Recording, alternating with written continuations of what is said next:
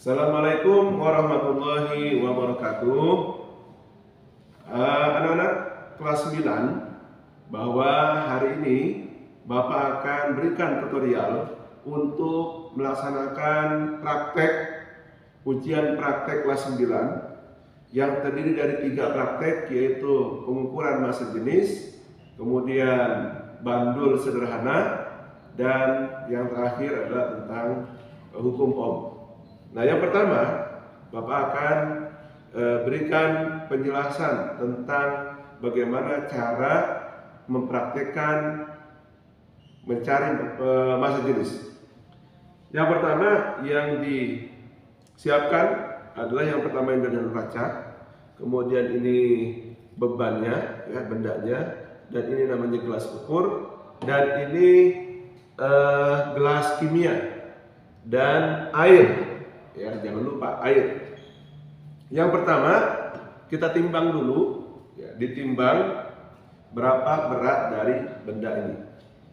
Setelah ditimbang, ya, setelah kita taruh di timbangan, kemudian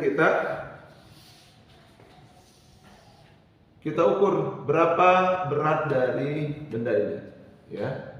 Nah, jangan lupa dicantilin di sini, ya, oke. Nah, ini kita harus tentukan dulu berapa. Kalau ini di sini geser ke sini nggak mungkin, ya, terlalu berat. Geser dulu ke sini, oh terlalu berat. Ya. Kemudian di sini, ya, geser ke sini, geser lagi. Oh, masih belum turun. Ini masih naik, ini masih naik, ini masih naik. Di 7 juga masih naik. Kita coba 8. Apakah dia naik atau turun? Oh, masih naik, ya. Kita coba 9, oh ternyata turun. Turun nggak nih? Oh, nggak turun, ya. Kalau 10 turun nggak, ya? Oh, turun, berarti 9. Nah, 9. Ini kan kita kurang sedikit lagi nih, ya. Nah, geser yang sebelah sini. Geser yang sebelah sini di angka 0,2. Di angka 0,2 masih belum. Kita masuk ke 0,3. Oke, masuk ke 0,3. Nah, sejajar, ya, garis ini dengan angka 0-nya sejajar. Berarti di sini ini 0, terus kemudian di sini 9. Berarti 9,3. Berarti massa bendanya adalah 9,3 gram, ya. Oke, ditulis, dicatat masanya berapa? 9,3 gram. Lalu kemudian tuangkan air, ya, air ini tuangkan sebanyak 50 ml. Ini 50 ml, di sini ada angkanya, ya, ada angkanya di sini 50 ml. Kita tuangkan 50 ml. Oke. Sudah 50 ml kita tuangkan. Ini agak kelebihan dikit, kelebihan 1 mili.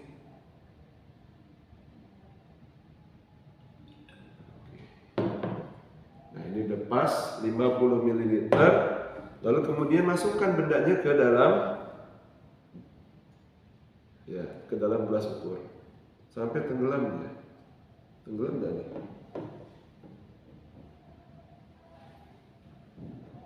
Oh, ini ke ini nih.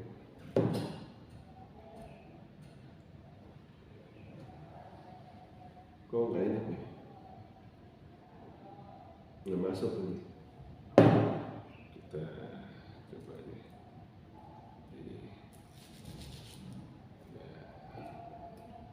Nah, sampai dia tenggelam. Oke, nah, tenggelam. Lalu kita kita lihat di sini berapa angkanya. Volume akhirnya 58, ya. Volume akhirnya 58. Berarti volume bendanya 50 di awal, 58 di akhir.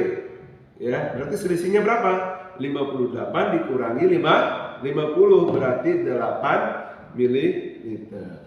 Berarti 9,3 dibagi berapa? Dibagi 8. gitu ya. Jelas ya? 9,3 dibagi 8. Maka kita dapat berapa massa jenis benda ini. Oke, baik, kita lanjut. Sudah ditutup. Baik, yang berikutnya kita akan praktekkan tentang bandul sederhana, percobaan bandul sederhana. Pertama-tama, alat-alat yang digunakan adalah penggaris, ini statif, ini benang, ini beban, dan ini stopwatch. Oke, yang pertama diukur dulu benangnya, ya. Benangnya diukur sampai kalian nanti akan ngukur benangnya itu, ya, ngukur benangnya itu dalam keadaan tidak dalam keadaan tergantung seperti ini ya. Kalian harus mengikat sendiri ya. Ini karena sudah langsung, jadi Bapak langsung saja. Ini diukur 50, misalnya 50 di sini. Pokoknya diukur sampai 50 ya. Lalu kemudian setelah diukur, kemudian diikat, habis diikat, lalu kemudian diapain? Dicatat waktunya. Dicatat waktunya 1, 2, 3. 1, 2, 3, 4, 5, 6, 7, 8, 9, 10. Oke. Ketika sudah 10 kali ayunan, berarti kalian harus hentikan stopwatchnya. Kemudian dicatat berapakah hasil pengukuran stopwatchnya. Nah, di sini diperoleh angka 14,6 gitu ya. Angka 14,6, dicatat 14,6. Kemudian dibagi 10, maka itu dapat periodenya. 14,6 dibagi 10 sama dengan 1,46. Catat ke dalam kolom periode ya. Periode. Lalu kemudian untuk mencari frekuensinya berapa? 1 dibagi 1,46. Oke, bisa ya? Baik. Oke, baik, kita akan lanjutkan tentang praktikum hukum Ohm. Apa saja alat yang digunakan? Yang digunakan yang pertama adalah papan rangkaian. Yang kedua ini catu daya atau power supply. Yang berikutnya adalah ampere meter dan ini voltmeter. Kemudian ini ada resistor atau hambatan. Lalu kemudian ini ada kabel dan satu lagi ada saklar. Ya. Bagaimana cara merangkainya? Yang pertama kita buat rangkaian. Ya, di gambar itu di buku panduan sudah ada. Kita buat rangkaiannya dulu. Ya, ini dihubungkan dengan catu daya, ya. Dari sini kemudian dihubungkan dengan ampere meter, ya. Dari sini kemudian ke ampere meter, oke, ke ampere meter ya. Kemudian dari ampere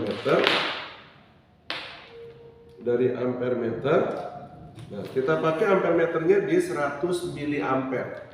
Ya, 100 miliampere dari ampere meter ke sini, ya, dari ampere meter ke sini.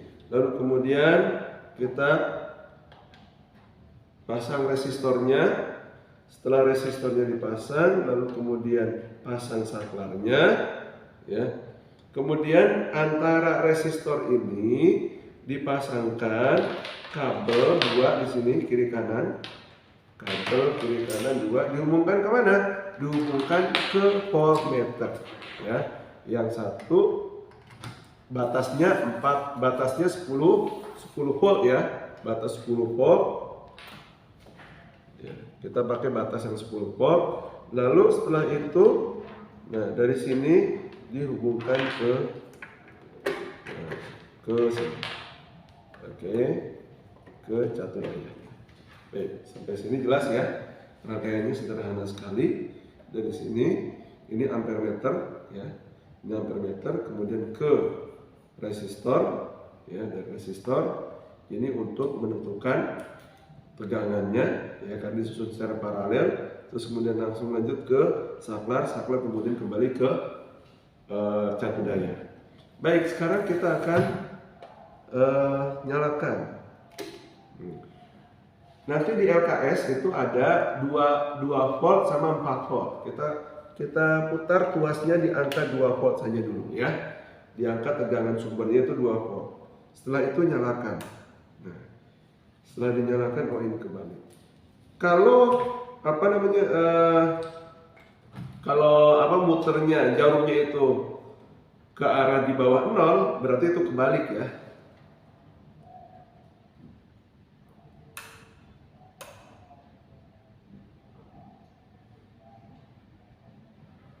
Oke. Oh ini kebalik.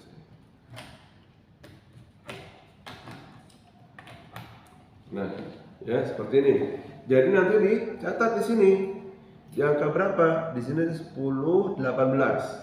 Di sini 18, 1,8 volt ya. Di sini kan 20 per 100. Ya, kalau 20 per 100 berarti kan sama dengan 2. Ya, 20 per 100 dikali 10. 20 per 100 dikali 10 berarti kan 2. Kalau di sini 18 per 100 dikali 10 berarti 1,8 ya. Di 1,8, sedangkan ampere meternya berapa? Ampere meternya 45 ya. Ampere meternya 45 mili ampere. Kalau 45 mili ampere berarti 0,045. Catat ya. Kemudian gunakan perhitungan dengan menggunakan rumus R sama dengan V per I ya, dengan menggunakan rumus perhitungan V per I. Oke, jelas ya cara menghitungnya. V-nya itu untuk tegangan yang kita baca ini, kemudian itu ampere meternya ya, kuat arusnya. Baik, Bapak rasa cukup sekian. Kalau untuk yang 4 volt, 4 volt kita tinggal putar saja ke angka 4, catat, kemudian dilihat. Oke, saya rasa cukup jelas ya untuk praktik kita pada hari ini. Dan ingat, setelah melaksanakan praktikum, setelah melakukan praktikum, jangan lupa diberesin kembali ya. Dibereskan kembali hasil praktikumnya, kalian isi di dalam lembar kerja, lalu kemudian dikumpulkan. Sampai sini Bapak rasa cukup, dan selamat mengikuti ujian praktek. Mudah-mudahan kalian mendapatkan nilai yang maksimal. Dari Bapak cukup sekian. Assalamualaikum warahmatullahi wabarakatuh.